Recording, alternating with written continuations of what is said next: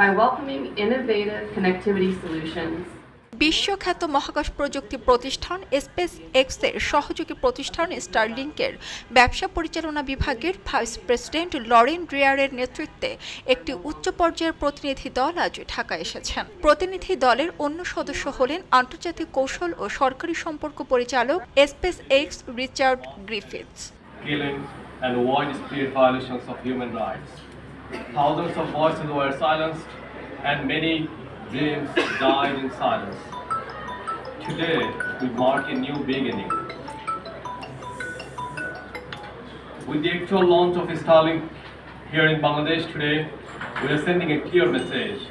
প্রতিনিধি দলটি বাংলাদেশ সফরে এসেছেন তথ্য প্রযুক্তি ও যোগাযোগ অবকাঠামো উন্নয়নে স্টারলিংকের সম্ভাব্য বিনিয়োগ ও অংশীদারিত্বের দিকগুলো মূল্যায়ন করতে এবং সরকার ও নীতি নির্ধারকদের সঙ্গে বৈঠকে অংশ নিতে।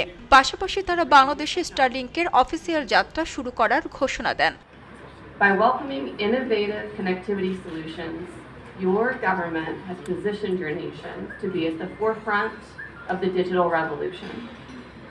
Communities waiting for access to high-speed internet are no longer waiting.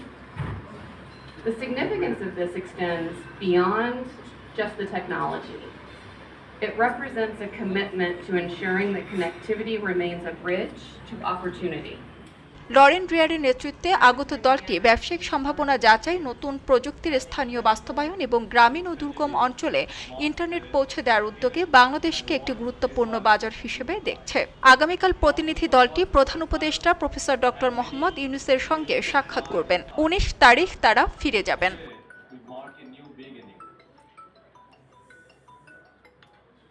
খবরের কাগজ, নিখাত, নির্ভীক,